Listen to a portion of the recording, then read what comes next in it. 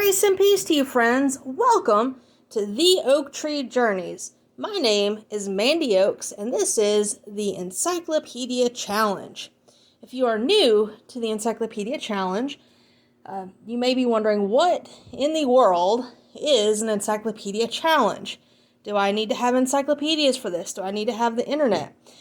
Those are all good questions. No, you do not need to own a set of encyclopedias. That's what I'm here for. You don't need the internet unless, well, of course you need it to listen to this. But if you want to look up a word, all of the words that we go over are listed on my website, theoaktreejourneys.com. Select Encyclopedia Challenge, and there I have all of the words in alphabetical order. Although I will confess, I have been toying with the idea of flipping it around so that way the newest is on top instead of on the bottom. But I haven't really fully decided whether or not I'm going to do that. And we are on our 28th episode, so I don't know if that's going to be too much trouble to do. But I'm toying with it. I may go in sometime whenever I get a chance to see if it looks better.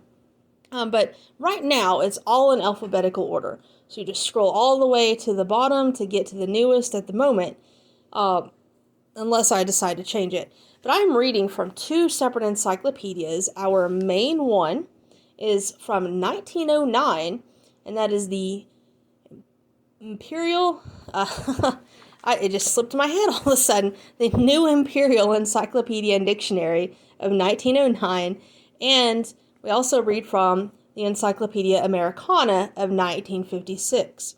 Now, I don't have the full 1909 yet. I am in the process of looking for the rest of them, but if I can't find the rest of the set, we will go strictly to the Encyclopedia Americana and probably supplement a few other encyclopedias. I noticed my grandfather has a couple on his shelves, a couple of sets. I'm like, maybe we'll use his. But at any rate, that's what I'm here for, is to read it to you. And so I welcome you. Thank you so much for joining me for our 28th episode of Season 1. And Season 1 means we are still in the A's.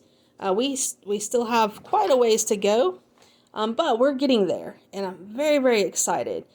And I'm also excited because we are almost in the month of September. I mean, can you believe it? September. And soon it's going to be my favorite holiday.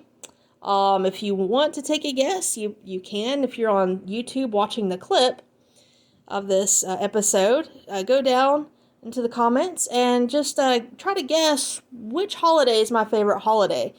If you're on the podcast, go to theoaktreejourneys.com, select contact or contact me, and send me a line and take a guess.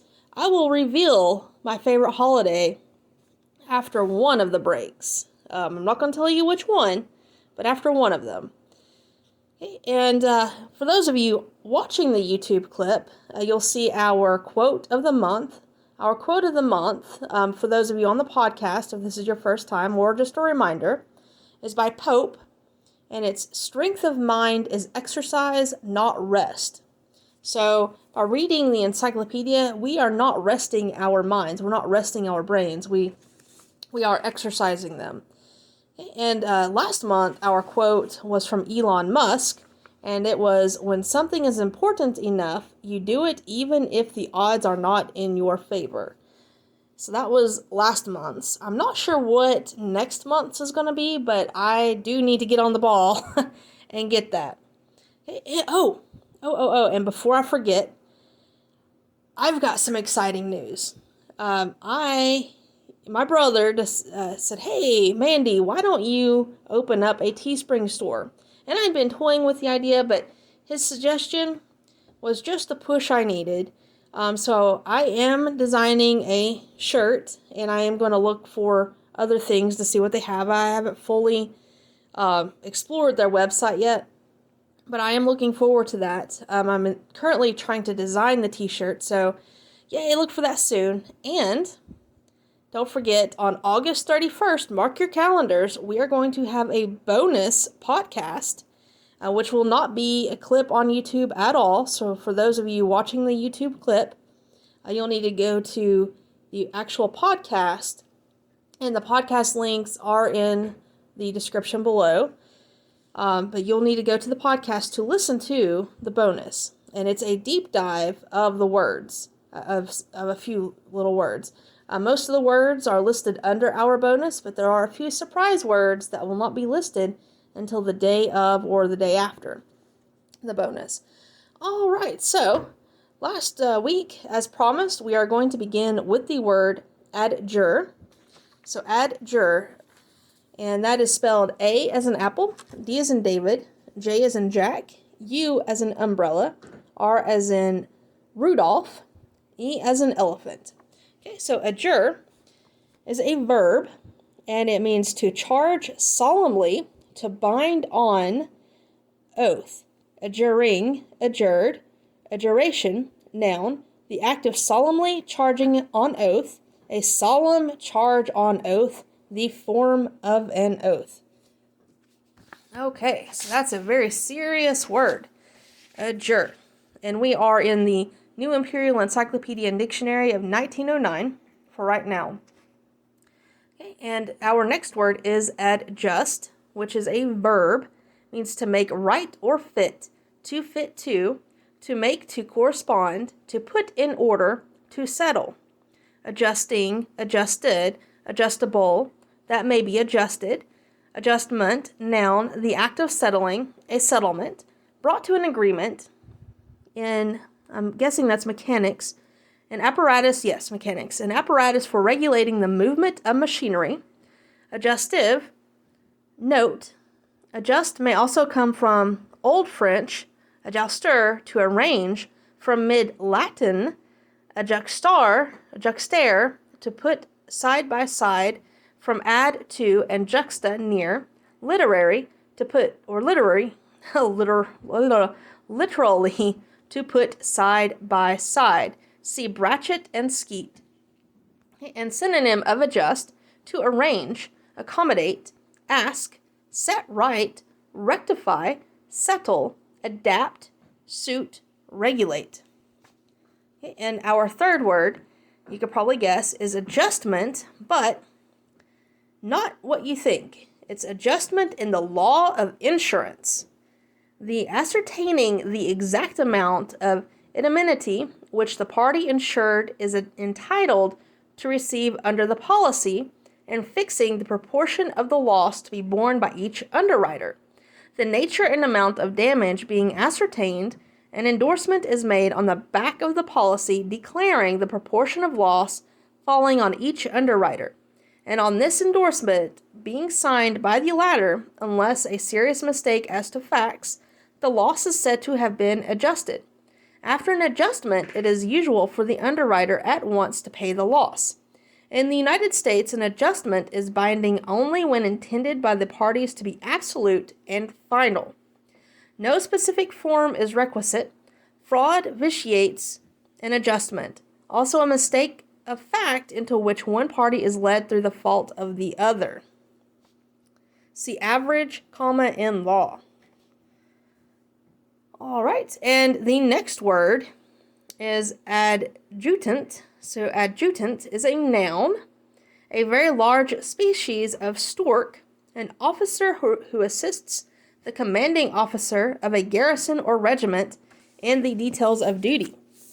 He receives orders and promulgates them to the several companies. He inspects escorts and guards before the proceeding on their duty, attends to the drill of recruits, is accountable for the keeping of the regimental books, and ought to note every infraction of established rules. An adjutant general performs analogous duties for the general of an army.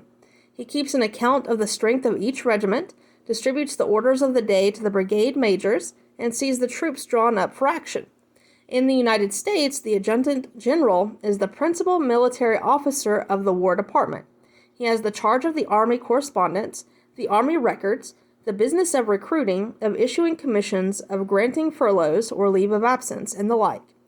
Each of the states also maintains a general staff for the militia, with an adjutant general at its head. Adjutancy, noun, the office of the adjutant.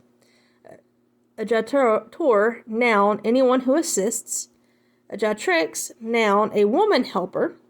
Adjutant, adverb, helping. Noun, an assistant, an ingredient in a recipe which assists the operation of the principal drug. And we have a second definition of adjutant, which is Ciconia argala, a bird closely allied to the stork, made by some naturalists the type of a separate genus Argala. Adjutant is a popular name given to it by the English in India. Argala, the native name. It is a native of the warmer parts of India. It is of large size and has very long legs. In its erect attitude, it is about 5 feet high. Its extended wings measure 14 or 15 feet from tip to tip. Its head and neck are nearly bare. A sausage-like pouch hangs from the under part of the neck. The bill is of enormous size. It is very ferocious, swallows a cat or a leg of mutton quite readily. Wow. And is of great use in devouring snakes, lizards, and all sorts of offal. And that's not awful. I think I'm pronouncing it wrong. It's offal. It's O-F-F-A-L. It sometimes catches birds upon the wing. The beautiful marabou feathers are obtained from the underside of the wings of this bird, and of another very similar species, which inhabits Senegal. So it could swallow an entire cat. Oh my. All right, and with that horrendous picture stuck in your head, we are going to go on break.